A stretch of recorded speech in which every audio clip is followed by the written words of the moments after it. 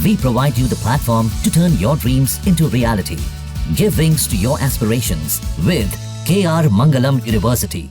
This video is co-powered by KR Mangalam. Jammu Kashmir के पहलगाम में 22 तारीख को ऐसा आतंकी हमला हुआ जिसके बारे में कि जिसने भी सुना उसकी रूह कांप गई। इस हमले में मासूम पर्यटक मारे गए, करीब 25 से ज्यादा मासूम पर्यटकों की मौत हो गई। इस आतंकी हमले के बारे में कई सारी बातें निकलकर सामने आ रही हैं। पूरे देश में लोग गुस्साए हुए हैं। लोगों का कहना है कि इसके पीछे पाकिस्तान है, तो पाकिस्तान पर हमला कर देना चाहिए। ऐसे में जो पीएम मोदी हैं, उन्होंने सीसीएस की बैठक बुलाई और ऐसे में उन्होंने 5 बड़े फैसले लिए। और इसी के बाद एक बड़ी अपडेट ये आ रही है कि जो पाकिस्तान है वहां पर बाढ़ आ गई है। सिंधु जल समझौता खत्म हुआ, निलंबित किया गया और उसके बाद अब पाकिस्तान में बाढ़ आ गई है। चलिए आरजू से जानते हैं इस बारे में क्या अपडेट है। बिल्कुल, इस बैठक में ये बड़ा फैसला लिया गया कि सिंधु जल संधि जो एक समझौता है जो 1960 में पाकिस्तान और भारत के बीच हुआ था, उसे पूरी तरीके से निलंबित कर दिया गया है। उसके बाद एक बड़ी अपडेट प्रेरणा ये सामने आई है कि अब पाकिस्तान के मुजफ्फराबाद में बाढ़ की स्थिति है और बाढ़ आ गई है। पाकिस्तान में इमरजेंसी जैसे हालात भी पैदा हो गए हैं और सबसे बड़ी बात उसमें यह है कि पाकिस्तान इसका ठीकरा भी भारत पर फोड़ रहा है। वो भारत पर इस वजह से फोड़ रहा है कि हालांकि भारत ने झेलम नदी का पानी बंद कर दिया है, उस जल को रोक दिया गया है, लेकिन फिर भी वहां की जो मीडिया है वो ऐसे दावे कर रही है, भारत पर लगातार आरोप लगा रही है कि ये जितना भी जो भी चीजें हुई है, भारत ने अचानक से पानी खोल दिया, इस वजह से वहां पर बाढ़ आ गई है। हालांकि बाढ़ किस वजह से आई है इस बात की अभी कोई भी आधिकारिक सूचना नहीं मिली है कि उसकी वजह क्या है क्या नहीं है, लेकिन बौखलाहट देखिए इतनी है कि पाकिस्तानी मीडिया भारत पर इस चीज का ठीकरा फोड़ रही है कि भारत ने अचानक से नदी का पानी जो है वो छोड़ दिया और यहाँ पर अब जितने भी पाकिस्तानी हैं वो इतने परेशान हो रहे हैं। बाढ़ में हमारे पास तमाम विजुअल्स आए, बाढ़ में डूबे हुए नजर आ रहे हैं। मुजफ्फराबाद में पूरी ऐसी स्थिति है कि बिल्कुल ही इमरजेंसी ही लगा दी, मतलब वहां पे आपातकाल घोषित कर दिया गया है। देखिए ये वही पाकिस्तान है जिसमें कुछ 1-2 दिन पहले ऐसे वीडियोस सामने आए थे जहां पर लोग प्रदर्शन कर रहे थे। पाकिस्तान के जितने भी लोग हैं वो सड़कों पर उतर आए थे और वो कह रहे थे कि सिंधु जल संधि जो है उसको निलंबित किया गया, इसके बाद हमारा पानी रुक गया है, हमें बहुत परेशानियां हो रही हैं, ये पाकिस्तानी जनता के साथ बहुत गलत किया गया है। और इसके अलावा जो अमित शाह हैं वो भी काफी एक्टिव मोड में नजर आ रहे हैं। उन्होंने साफ कहा है कि एक भी बूंद किसी को नहीं मिलेगी। और इसके अलावा उन्होंने एक और चीज ये कही है कि जितने भी पाकिस्तानी भारत में हैं उन्हें खोज कर निकालो और देश से बाहर निकालो। और ये भी एक बड़ी अपडेट है प्रेरणा कि आज फाइनल डे है।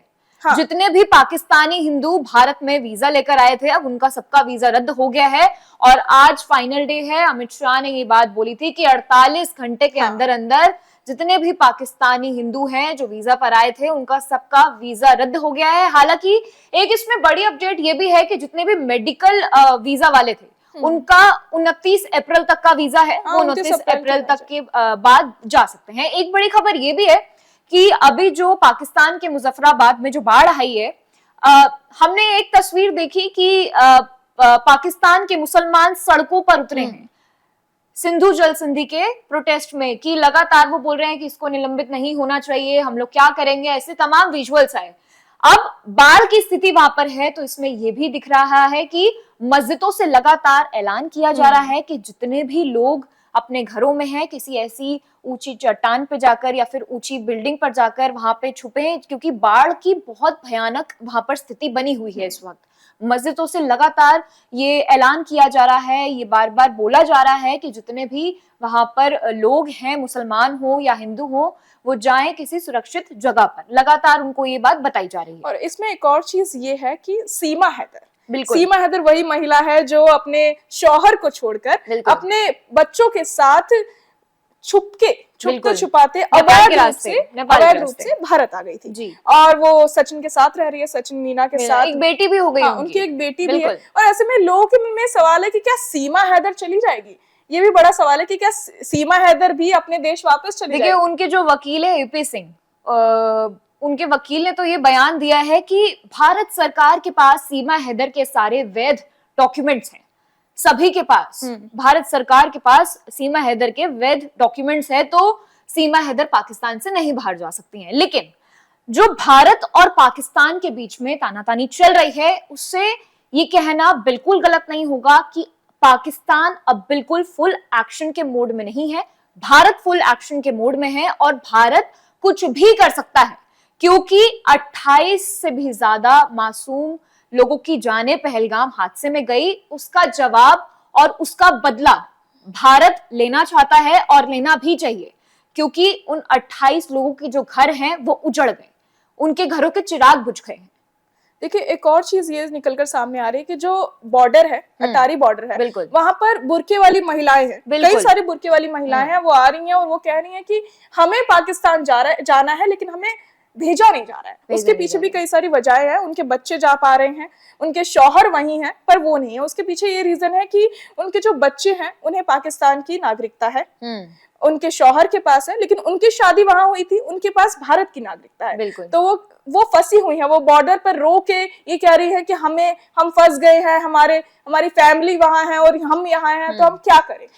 देखिए, तमाम बाइट्स ये भी आई कि पाकिस्तानी महिलाएं जितनी भी हैं, वो भी पाकिस्तान परिवार जितने भी हैं, जो पाकिस्तान की आप जो स्थिति देखेंगे ना, अगर देखी जाए, कर्ज में डूबा हुआ है, दाने के लिए तरस रहा है, खाने के लिए पैसे नहीं है, चावल नहीं है, आटा नहीं है, दाल नहीं है। तो जितने भी ये जो सर्कमस्टांसेस चल रहे थे, पाकिस्तानी हिंदू भारत आए, सब कुछ बेच के यहाँ पे घर बसाया। अब इसके बाद एकदम से ये ऐलान किया जाता है कि अब जितने भी पाकिस्तानी वीजा हैं वो रद्द।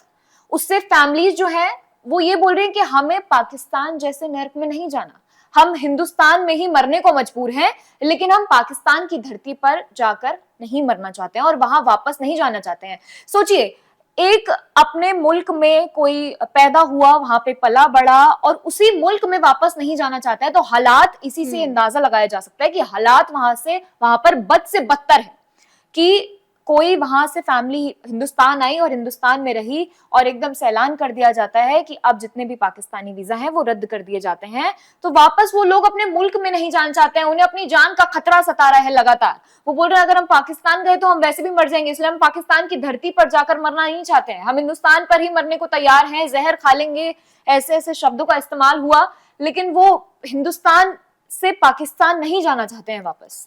देखिए, जो शहबाज शरीफ है वो भी, उन्होंने भी तत्कालीन मीटिंग बुलाई। उसके बाद ऐसा कहा जा रहा था कि जो पाकिस्तान है वो भी गीदड़ भपकिया दे रहा था और अभी भी दे रहा है गीदड़ भपकिया, और ऐसा लग रहा है कि बस पाकिस्तान बोलने का रह गया है। पाकिस्तान बोल रहा है कि अगर उसके साथ ये किया गया तो वो जवाब देगा, लेकिन भारत ने कई सारे फैसले लिए। भारत ने 5 बड़े फैसले लिए, वीजा रद्द से लेकर बॉर्डर बंद करना और सिंधु जल संधि निलंबित करना, कई सारे फैसले लिए। लेकिन जो पाकिस्तान है वो अब भी चुप है और मुझे नहीं लगता कि पाकिस्तान कुछ कर पाएगा। हालांकि बैकफुट पर पाकिस्तान आ गया है। अब जो शहबाज शरीफ हैं वो निष्पक्ष जांच के लिए तैयार हो गए हैं। वो बोल रहे हैं कि ठीक है, पहलगाम में हमला जो हुआ है उसकी जांच होनी चाहिए।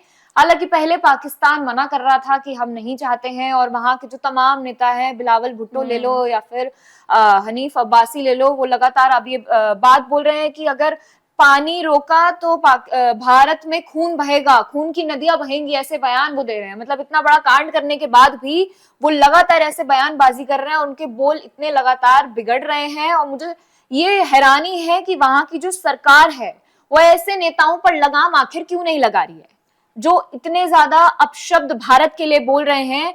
और वहां के जो प्रधानमंत्री है शहबाज शरीफ, अब वो भी बैकफुट पर आ गए हैं, वो भी बोल रहे हैं, बहुत नरम उनके तेवर हो गए हैं। जहां एक तरफ वो इतना ज्यादा बढ़ के बोल रहे थे, अब उनके तेवर एकदम नरम हो गए हैं। वो भी लगातार ये बात बोल रहे हैं कि ठीक है, अब हम निष्पक्ष जांच करवाने के लिए तैयार हैं। लेकिन बिलावल भुट्टो, हनीफ अब्बासी, ये लोग लगातार बोल रहे हैं 130 परमाणु बम हमने तैयार कर लिए हैं और भारत की तरफ उसका रुख है। और बिलावल भुट्टो भी ये बात बोल रहे हैं कि अगर पानी रुका, भारत ने रोका तो हम लोग खून की नदियां बहा देंगे, भारत में ये हो जाएगा। वो खुद से जंग छेड़ने का ऐलान कर चुके हैं। अगर इसको देखा जाए, उनके इन बयानों को देखा जाए, तो जो पाकिस्तान के नेता हैं वो खुद से जंग छेड़ने का ऐलान कर चुके हैं।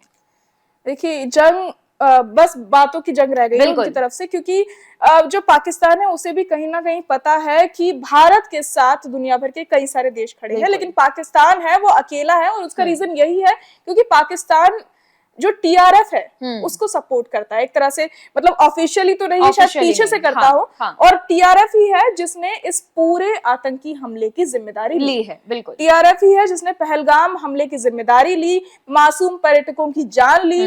मासूम पर्यटक बेचारे, कोई मैगी खा रहा था, कोई घूम रहा था, कोई घोड़े पे सवार था, लेकिन उनसे पूछा गया कि तुम्हारा धर्म क्या है, और उनसे कलमा पढ़ने को कहा गया, और जब उनसे कलमा नहीं पढ़ा गया तो उन्हें गोली मार भून दिया गया। और इतना ही नहीं, बल्कि एक व्यक्ति शुभम द्विवेदी, उनकी पत्नी को ये कहकर छोड़ दिया गया कि जाओ अपनी सरकार को बताओ। तो इसका मतलब साफ है कि वो हम लोगों के मन में डर बैठाना चाहते हैं कि वो क्या कर सकते हैं, लेकिन उन्हें नहीं पता कि भारत सरकार कुछ ना कुछ एक्शन तो जरूर लेगी। बिल्कुल, 5 बड़े एक्शन तो लगातार ले रहे हैं। बड़ी अपडेट ये भी है प्रेरणा कि 10 आतंकियों के घरों को जम्मू कश्मीर में जमींदोज कर दिया गया है। बिल्कुल, तो ये एक बड़ा एक्शन है जो सुरक्षा बलों ने जम्मू कश्मीर में लिया है कि लगातार वहां का जो मास्टरमाइंड था आदिल अहमद, उसके घर को भी जमींदोज कर दिया है। हालांकि वो पाकिस्तान में है अभी, और वहां के जितने भी आतंकी हैं वो पाकिस्तान में ही हैं। कोई 2016 से जुड़ा, कोई 2008 से जुड़ा, लेकिन बड़ी अपडेट ये भी है कि लगातार भारत सरकार एक्शन मोड में है। जम्मू कश्मीर में आतंकियों के घरों को भी जमींदोज किया जा रहा है। 6 दिन में 10 आतंकियों के घर को जमींदोज किया गया है।